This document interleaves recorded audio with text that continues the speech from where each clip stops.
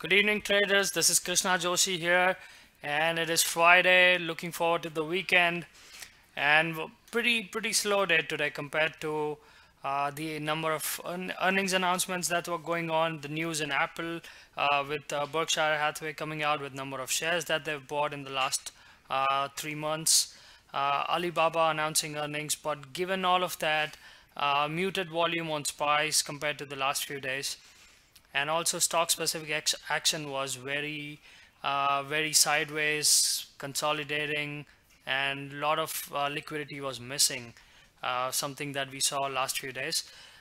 Quickly looking into SPY, we had the Fed announcement Wednesday, closed week.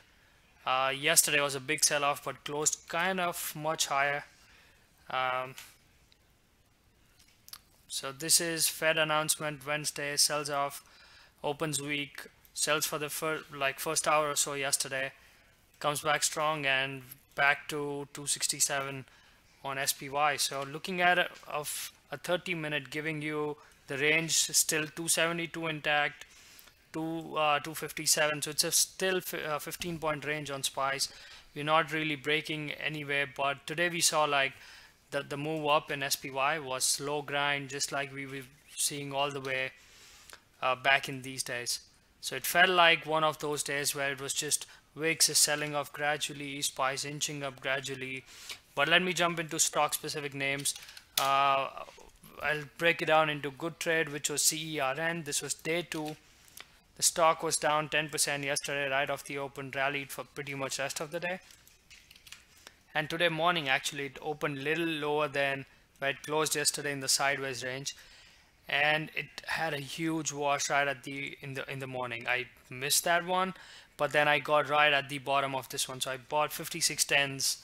I added some at the break of 25, some of it. I added more at 37, 38, and giving all of it below 56, and ended up being a really nice continuation trade. And there's no real shakeout, no reason for me to get out. I took a piece right around around 57. I took some more in this choppiness, probably added back half of what I took, and that was it. Like, I got out probably on this wick down. So it was a really good, easy trade. The buyer was just wiping offers. If you were stuck short, even like let's say a few under chest, it took you a few cents to get out, because there was just no liquidity. No one wanted to give you, no one wanted to either let you go long or cover your short. So it was just wiping offers, just going up. Now I'll jump onto the second segment, which is bad trade.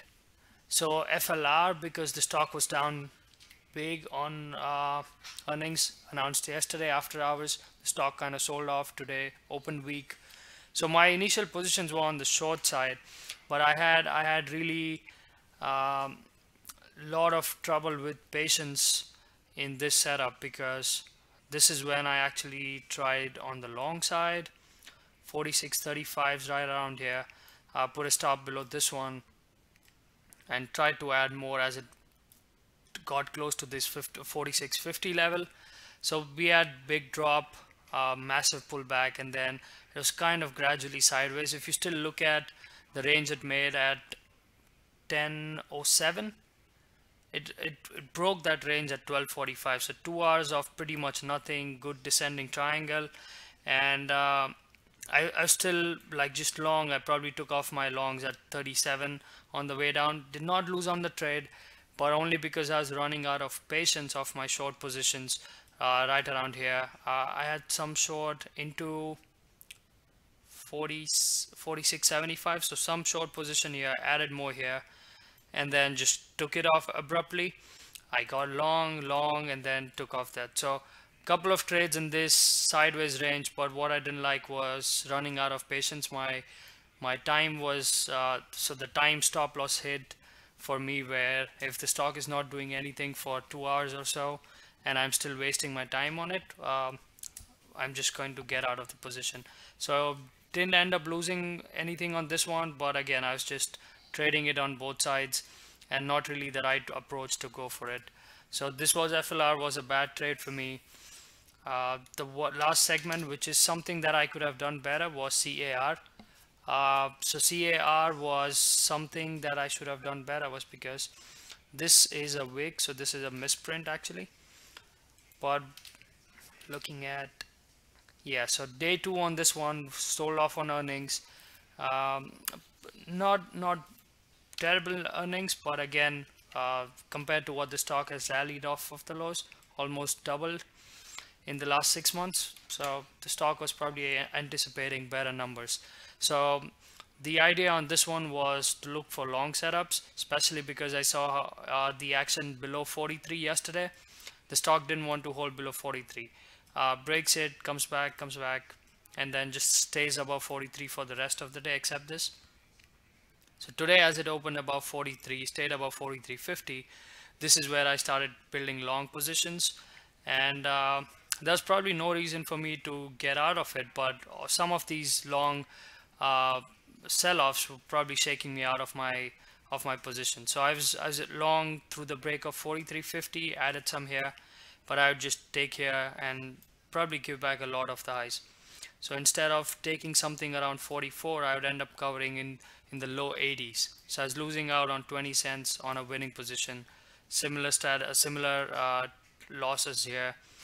So even though it was unrealized PNL, when I was taking the trades, it would end up being like a losing position. This was a good setup for me. Ended up pretty much for a good easy run, but again, right around here, I took a big hit on this one.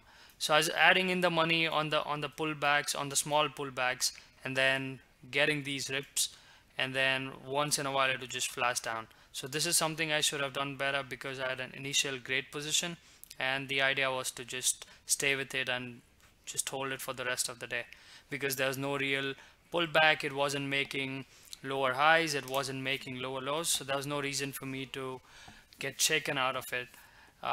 So this is something that I'll keep in mind, because especially having executed pretty well on CERN, I should have tried to implement a similar strategy on CAR. But that's my takeaway for today, guys. A quick short video. Enjoy the weekend. Feel free to write in questions, and I'll see you in the next video. Thanks again for watching, guys. Please like, subscribe, and share with your friends and other traders out there, and keep watching Trader Takeaways from 7 Points Capital.